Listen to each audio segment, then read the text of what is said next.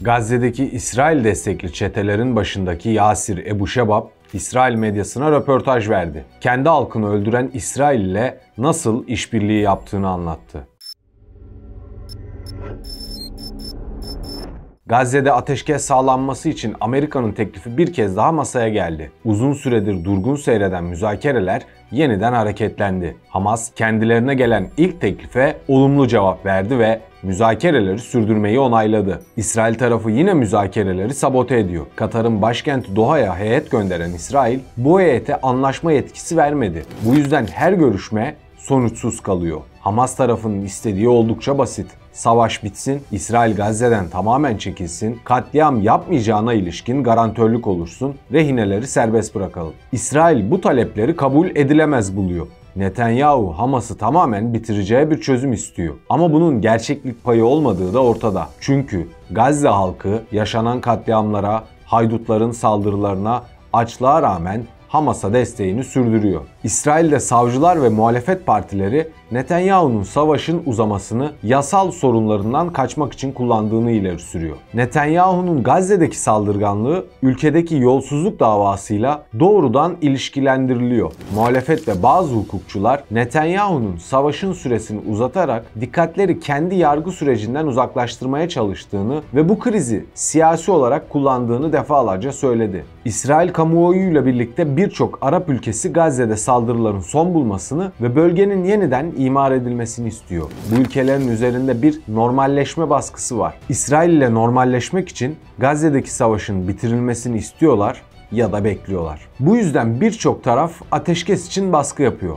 Ama baskı yapılan taraf İsrail'den ziyade Hamas oluyor. Yani İsrail bir türlü garantörü olunacak bir yapıya bürünemiyor. Gelecek yıl seçimler var. Belki erken seçim olacak ama buna rağmen tekrar saldırmayacaklarına ilişkin bir garanti yok. En büyük garantör Amerika. Onun da nasıl İsrail'in kontrolünde olduğunu İran Savaşı'nda daha net bir şekilde gördük. Tüm bunlarla birlikte tabi Gazze'de ateşkesin önemi fazla. Hem toplumsal hem de askeri olarak ateşkese ihtiyaç var. Alt metinin 7. bölümünde Gazze'deki İsrail destekli çeteleri ve bu çetelerin başındaki Yasir Ebu Şebab'ı anlatmıştık. Yasir Ebu Şebab isimli hain İsrail medyasına röportaj verdi. Kendi halkını öldüren İsrail ile nasıl işbirliği yaptığını anlattı. Siyonist rejimden hem taktik hem lojistik destek aldıklarını itiraf eden Ebu Şebab, İsrail ordusuyla kurdukları ilişkiyi de anlattı. Silah ve mühimmat aldıklarını belirten Yasir Ebu Şebab, saldırıdan önce işgalci İsrail ordusuna bilgi verdiklerini söyledi. Bu bilgilendirmenin ardından İsrail dronlarının çeteyi koruduğu biliniyor.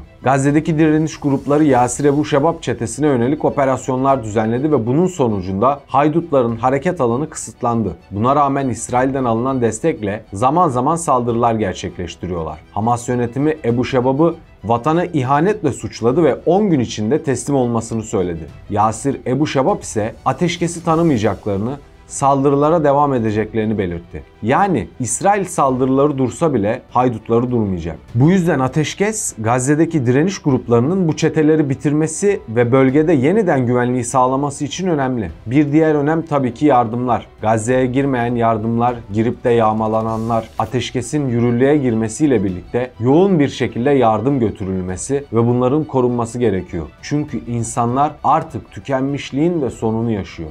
Direniş gruplarının çok sayıda şehidi var. Ateşkesin ardından bu şehitlerin yerleri bulunacak ve kahramanlar defnedilecek. Şehitlere yapılacak son görev direnişin geleceği için de önemli. Çünkü askeri gruplara katılmak isteyen çok sayıda yeni mücahit var. Bu mücahitler şehit olmak için şehitlerin yerine gelecekler. Tüm bu süreçte hepimize büyük görevler düşüyor. Önce Gazze'nin yaralarını sarmak için yardımlar yapmaya hazırlanmalıyız. Kapılar açılır açılmaz Gazze'yi yardımlarla doldurmalıyız.